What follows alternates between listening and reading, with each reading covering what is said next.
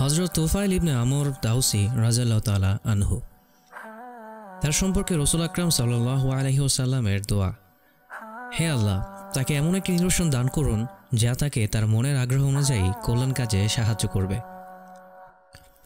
হযরত তুফাইল ইবনে আমর দাউসী রাদিয়াল্লাহু তাআলা আনহু, সর্বক্ষেত্রে যিনি চৌকস, সব কাজে যিনি পারঙ্গম, আত্মমর্যাদায় যিনি শীর্ষে, আতিথেয়তা ও বিপন্নের সাহায্যে যিনি অস্থির, যার উনুনের আগুন কখনো নিভে না, যার অতিথিশালার দরজা কখনো বন্ধ হয় না, ক্ষুধার্ত যেখানে অবারিত খাবার পায়, ভীত সন্ত্রস্ত যেখানে নিরাপত্তা পায়, আশ্রয়প্রার্থী যেখানে নিরাপদ আশ্রয় পায়।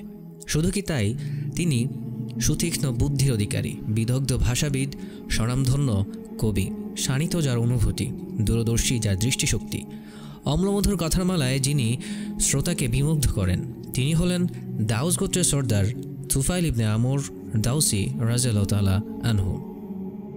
যখন রাসূল আকরাম সাল্লাল্লাহু আলাইহি ওয়াসাল্লাম ও মক্কার কাফেরদের মাঝে চরম বিরোধ চলছে, সংঘর্ষ ছুঁই ছুঁই করছে, ঠিক তখনই তুফাইল ইবনে আমর মক্কায় এলেন। মক্কায় পা ফেলে একটা টান টান উত্তেজনা অনুভব করলেন। সবাই একে অপরকে নিজের দলের দিকে আকর্ষণ করছে, সাহায্যকারী ও সমর্থক বানাচ্ছে। রাসূল আকরাম সাল্লাল্লাহু আলাইহি ওয়াসাল্লাম ডাকছেন আল্লাহ রব্বুল আলামিনের দিকে। ঈমান আর অবিচল বিশ্বাস তার হাতিয়ার, আর কুরাইশের কাফেররা সর্বশক্তিতে তা প্রতিহত করছে। সকল পন্থা ও পদ্ধতিতে তারা প্রতিরোধ গড়ে তুলছে। মক্কা পা রেখেই তুফাইল ইবনে আমর অনুভব করলেন অবলীলাক্রমেই তিনি এই স্নায়ুর যুদ্ধের মাঝে পড়ে গেছেন, অথচ এই উদ্দেশ্যে তিনি মক্কায় আসেননি। এর পূর্বে তিনি এ বিষয়ে কিছুই জানতেন না। এই স্নায়ুযুদ্ধ আর বিশ্বাসের দ্বন্দ্বকে কেন্দ্র করে তুফাইল ইবনে আমরের জীবনের এক চমৎকার উপাখ্যান, এক অবিস্মরণীয় ঘটনা ঘটে, যা আমরা এখন তার কণ্ঠেই ধীর ও স্থির চিত্তে মনোযোগের সাথে শুনব। তুফাইল বলেন, আমি মক্কায় এলাম। আমাকে দেখে মক্কার নেতৃত্বস্থানীয় ব্যক্তিবর্গ ছুটে এলো। বিস্ময়কর অভ্যর্থনা স্বাগত জানিয়ে আমাকে গ্রহণ করলো। মনোরম এক জায়গায় আমাকে থাকার ব্যবস্থা করে দিল। তারপর একে একে নেতৃত্বস্থানীয় অনেকে এসে সমবেত হলো। তারা বলল, হে তুফাইল, মক্কায় এসেছ, বেশ ভালো কথা। তবে মনে রাখবে, ওই যে মোহাম্মদ নামের লোকটি, যে নিজেকে নবী বলে ধারণা করে, সে তো আমাদের মাঝে দারুণ বিশৃঙ্খলা সৃষ্টি করেছে। আমাদের ঐক্য বিনষ্ট করছে, আমাদের সংহতি ছিন্ন ভিন্ন করছে। আমরা আশঙ্কা করছি তোমার কারণে হয়তো তোমার গোত্রের মাঝেও এই বিপর্যয় ছড়িয়ে পড়তে পারে। তাই ওই লোকটার সাথে কোনো কথা বলবে না, তার কোনো কথা শুনবে না, কারণ তার কথায় মারাত্মক জাদুক্রিয়া রয়েছে। দু চারটি কথা যাকে তাকে মন্ত্রাভিভূত করে ফেলে, পিতা পুত্র, ভাই বোন ও স্বামী স্ত্রীর মাঝে বিরোধ ও বিচ্ছেদ সৃষ্টি করে। তুফাইল বলেন, তারা আমাকে বেশ কিছু অদ্ভুত কিচ্ছা কাহিনী শোনালো এবং তার বিস্ময়কর কর্মকাণ্ডের কথা বলে আমাকে ভয় দেখালো। অবশেষে আমি সিদ্ধান্ত নিলাম আমি তার নিকট যাব না, তার কথাবার্তা শুনব না। প্রত্যুষে আমি বাইতুল্লাহ তাওয়াফ করতে মসজিদে হারামে গেলাম। প্রতিমার আশীর্বাদ ও আশীষ গ্রহণ করব। তবে প্রথমেই তুলা দিয়ে আমি আমার কান বন্ধ করে নিয়েছিলাম, যেন মুহাম্মাদের কথা আমার কান স্পর্শ না করতে পারে। কিন্তু মসজিদে প্রবেশ করেই দেখি মুহাম্মদ কাবার সামনে নামাজ পড়ছে। অভিনব ও ভিন্ন ধরনের এক নামাজ। তার দৃশ্য আমার দৃষ্টি কেড়ে নিল।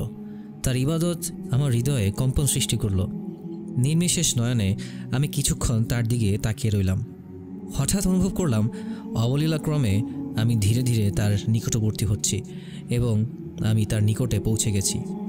অনিচ্ছা সত্ত্বেও তার কিছু কথা আমার কানে পৌঁছালো। কথাগুলো ভারী চমৎকার লাগলো। আমি মনে মনে বলতে লাগলাম, বরং নিজেকে ধিক্কার দিতে লাগলাম, ছি ছি তুফাইল, তুমি একজন বুদ্ধিমান মানুষ, তুমি একজন কবি, ভালো মন্দ, ভেজাল নির্ভেজাল সব কিছুই তোমার নখদর্পণে। তাহলে লোকটির কথা শুনতে কিসের বাধা? ভালো হলে গ্রহণ করবে আর মন্দ হলে প্রত্যাখ্যান করবে, এই তো। তুফাইল বলেন, রাসূল সাল্লাল্লাহু আলাইহি সাল্লামের বাড়িতে ফিরে যাওয়া পর্যন্ত আমি তককে তককে রইলাম। তারপর রাসূলের পিছু পিছু তার অনুসরণ করতে লাগলাম। রাসূল সাল্লাল্লাহু আলাইহি সাল্লাম গৃহে প্রবেশ করলে আমিও তার গৃহে প্রবেশ করলাম। বললাম, হে মুহাম্মদ, আপনার গোত্রের লোকেরা আপনার ব্যাপারে অনেক কথা বলেছে আমাকে। তারা আমাকে এমন ভয় দেখিয়েছে যে আমি আপনার কথা শোনার ভয়ে কানে তুলে দিয়েছিলাম। তারপর আল্লাহর ইচ্ছায় কিছু কথা শুনতে পেলাম, বেশ ভালো লেগেছে, ভারী চমৎকার লেগেছে। সুতরাং আপনার বিষয়টি আমার নিকট খুলে বলবেন কি? রাসূল সাল্লাল্লাহু আলাইহি সাল্লাম তখন আমাকে ইসলাম ও তার আদর্শের কথা শোনালেন। সূরা ইখলাস ও ফালাকের তেলাওয়াত করে শোনালেন। আল্লাহর কসম, এর চেয়ে উত্তম কথা আমি কখনো কোথাও শুনিনি। তার ধর্মাদর্শের চেয়ে অধিক সামঞ্জস্যপূর্ণ ধর্মাদর্শ আর কোথাও কখনো দেখিনি।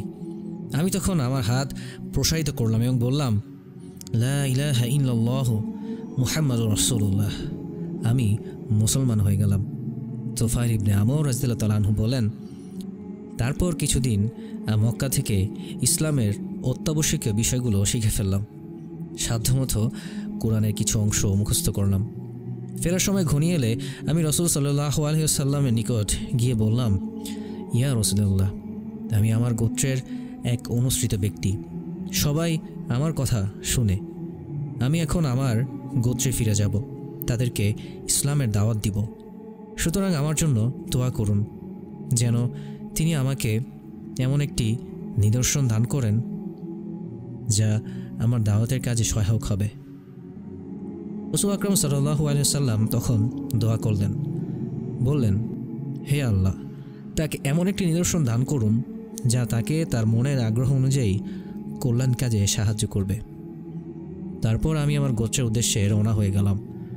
চলতে চলতে যখন গোত্রের বস্তিগুলোর নিকট এক উঁচু স্থানে পৌঁছালাম, তখন আমার কপালের ঠিক মাঝখান থেকে লণ্ঠনের ন্যায় এক ঐশ্বরিক আলোকমালা বিচ্ছরিত হতে লাগলো।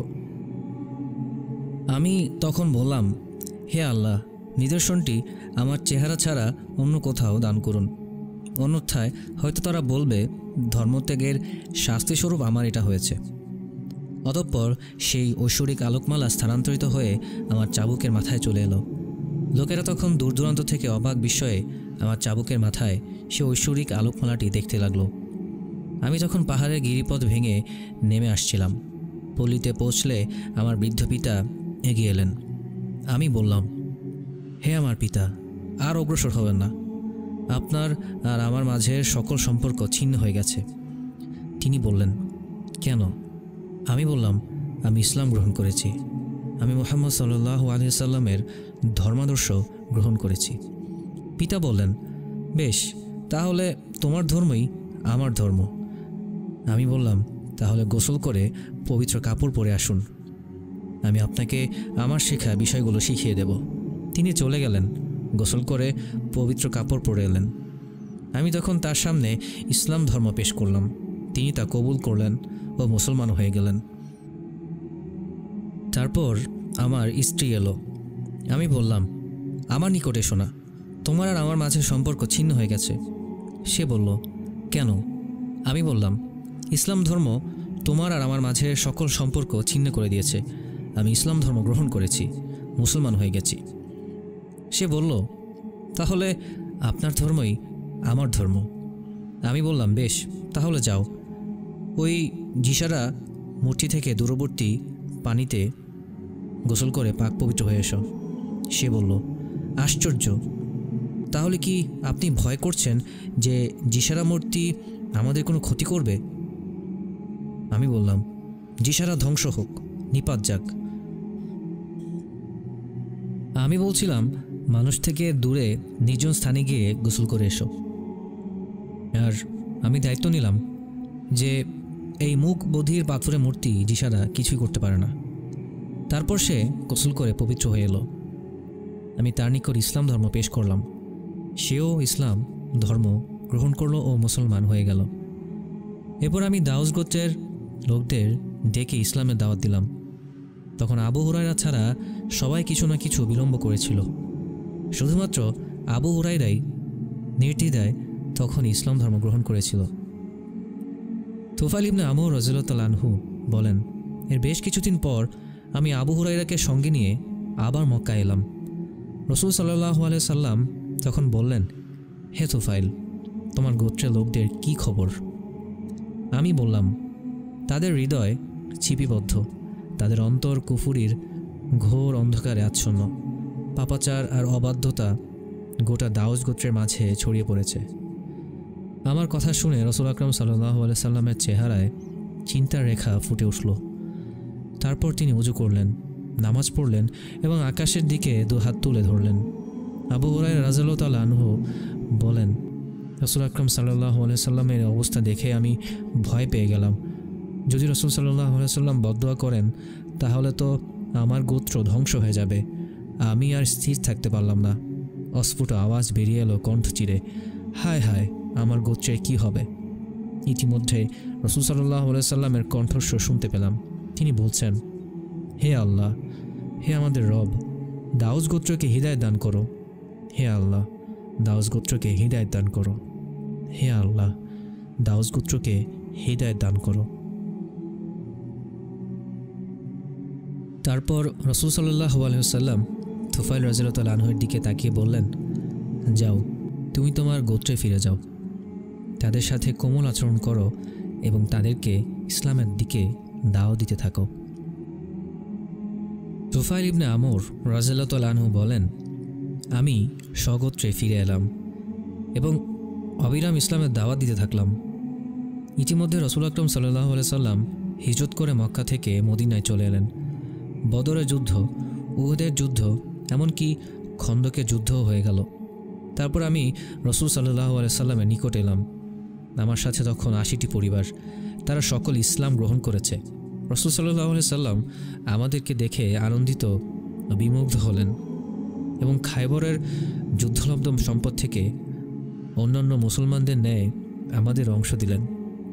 আমরা তখন বললাম, ইয়া রাসূলুল্লাহ, অনাগত দিবসের প্রতিটি যুদ্ধে আমাদেরকে মুসলিম বাহিনীর ডান পাশে রাখবেন এবং আমাদের জন্য প্রতীক শব্দ মাবরুর নির্ধারণ করবেন। তুফাইল ইবনে আমর রাদিয়াল্লাহু তাআলা আনহু বলেন, এরপর আমি রাসূল সাল্লাল্লাহু আলাইহি সাল্লামের সাহচর্যে থেকে গেলাম। ইতিমধ্যে মক্কা বিজয় হয়ে গেল। আমি তখন রাসূল সাল্লাল্লাহু আলাইহি সাল্লামের নিকট এসে বললাম, ইয়া রাসূলুল্লাহ, আমাকে আমর ইবনে হামাসের মূর্তি জিল কাফাইলকে জ্বালিয়ে দেওয়ার অনুমতি দিন। রাসূল সাল্লাল্লাহু আলাইহি সাল্লাম তাকে অনুমতি দিলে তিনি তার গোত্রের একদল যোদ্ধা নিয়ে সন্তর্পণে যাত্রা করলেন। মূর্তির নিকট পৌঁছে তা পুড়ে ফেলতে উদ্যত হলে তার চতুর্পার্শ্বে নারী পুরুষ আর বালকেরা সমবেত হলো। তারা অপেক্ষা করছে, যদি তিনি মূর্তির কিছু করেন তাহলে আকাশ থেকে বজ্র আপতিত হবে বা অন্য কোনো ক্ষতি হবে। কিন্তু তুফাইল ইবনে আমর রাদিয়াল্লাহু তাআলা আনহু মূর্তি পূজারী জনতার সম্মুখেই তাতে আগুন লাগিয়ে দিলেন আর আনন্দের আতিশয্যে কবিতা আবৃত্তি করতে লাগলেন, ইয়া যাল কাফাইনি লাস্তু মিন উবাদিকা মিলাদুনা আকদামু মিন মিলাদিকা ইন্নী হাশাউতুন নারা ফিয়া ফুয়াদিকা। হে জিল কাফাইল, আমি তো তোমার পূজারী নই। তোমার জন্মের পূর্বেই আমাদের জন্ম হয়েছে। নিশ্চয়ই আমি তোমার হৃদয়ে অগ্নিশিখা পুড়ে দিলাম। লেলিহান অগ্নিশিখা মূর্তিটি গ্রাস করে নেওয়ার সাথে সাথেই দাউস গোত্র থেকে শিরকের অবশিষ্ট চিহ্ন মুছে গেল। গোত্রের সবাই ইসলাম ধর্ম গ্রহণ করল। তুফাইল ইবনে আমর রাদিয়াল্লাহু তাআলা আনহু রাসূল সাল্লাল্লাহু আলাইহি সাল্লামকে ছেড়ে আর কোথাও যাননি। রাসূলের ইন্তেকালের পূর্ব পর্যন্ত রাসূলের সাথেই ছিলেন। হযরত আবু বকর সিদ্দিক রাদিয়াল্লাহু তাআলা আনহু খলিফা হলে তুফাইল রাদিয়াল্লাহু তাআলা আনহু নিজেকে, নিজের তরবারিকে এবং সন্তানকে তার আনুগত্যে সমর্পণ করলেন। ধর্মান্তরের মহাফিতনার সময় যুদ্ধ শুরু হলে মুসাইলামাতুল কাজ্জাবের বিরুদ্ধে যুদ্ধের জন্য তুফাইল রাদিয়াল্লাহু তাআলা আনহু ও তার ছেলে আমর মুসলিম বাহিনীর সাথে রওনা হয়ে গেলেন।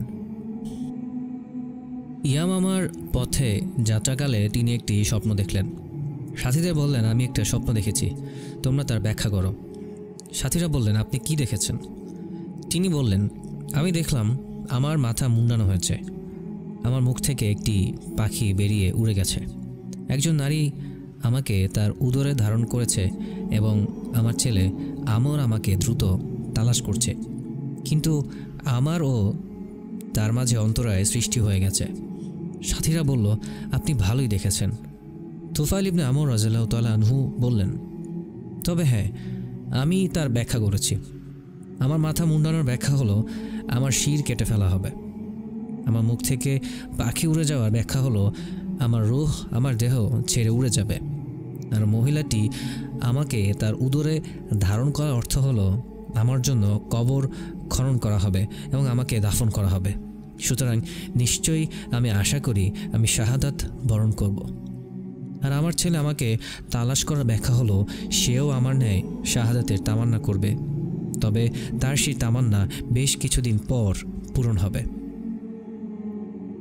ইয়ামামা যুদ্ধে তুফাইল ইবনে আমর রাদিয়াল্লাহু আনহু প্রাণপণে যুদ্ধে অবতীর্ণ হলেন। যুদ্ধ করতে করতে অবশেষে রণক্ষেত্রে শাহাদাত বরণ করে লুটিয়ে পড়লেন। আর তার ছেলে আমর অনবরত যুদ্ধ করতে লাগলেন।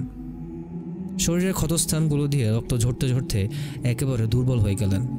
যুদ্ধ চলাকালে তার ডান হাতের কবজি দেহ থেকে বিচ্ছিন্ন হয়ে গেল। ইয়ামামার ময়দানে তিনি তার পিতাকে ও তার হাতকে দাফন করে মদিনায় ফিরে এলেন। হযরত ওমর ইবনে খাত্তাব রাদিয়াল্লাহু তাআলা আনহু এর খিলাফতকালে আমর ইবনে তুফাইল রাদিয়াল্লাহু তাআলা আনহু তার নিকট এলেন। ইতিমধ্যে ওমর রাদিয়াল্লাহু তাআলা আনহু এর জন্য খাবার আনা হলো। মজলিসে তখন অনেক লোক। তিনি সবাইকে খাবারের জন্য আহ্বান করলেন। আমর ইবনে তুফাইল রাদিয়াল্লাহু তাআলা আনহু তখন দূরে সরে রইলেন। হযরত ওমর রাদিয়াল্লাহু তাআলা আনহু তখন তাকে বললেন, আরে আপনার কি হলো? আপনি হয়তো আপনার হাতের কারণে লজ্জায় খাবার থেকে দূরে সরে আছেন। আমর ইবনে তুফাইল রাদিয়াল্লাহু তাআলা আনহু বললেন, হ্যাঁ সত্যই বলেছেন হে আমিরুল মুমিনিন। হযরত ওমর ইবনে খাত্তাব রাদিয়াল্লাহু তাআলা আনহু বললেন, আল্লাহর কসম, যতক্ষণ না আপনি আপনার কাটা হাত এ খাবারে লাগাবেন ততক্ষণ আমি এ খাবারের স্বাদ গ্রহণ করব না। আল্লাহর কসম, আপনি ছাড়া এখানে আর কেউ এমন নেই যার শরীরের কিছু অংশ জান্নাতে চলে গেছে। পিতা শাহাদাতের পর আমর ইবনে তুফাইল রাদিয়াল্লাহু তাআলা আনহু এর চোখের তারায় শাহাদাতের স্বপ্ন বিরাজ করছিল। ইয়ারমুকের যুদ্ধে আমর ইবনে তুফাইল রাদিয়াল্লাহু তাআলা আনহু মুজাহিদ সাহাবীদের সাথে গমন করলেন। যুদ্ধ করতে করতে তিনি কাঙ্ক্ষিত শাহাদাতের সন্ধান পেলেন, যার আশা তার পিতা তাকে দিয়েছিলেন। আল্লাহ তাআলা তুফাইল ইবনে আমর দাওসী রাদিয়াল্লাহু তাআলা আনহুর প্রতি রহম করুন, কারণ তিনি ছিলেন শহীদ ও শহীদের পিতা।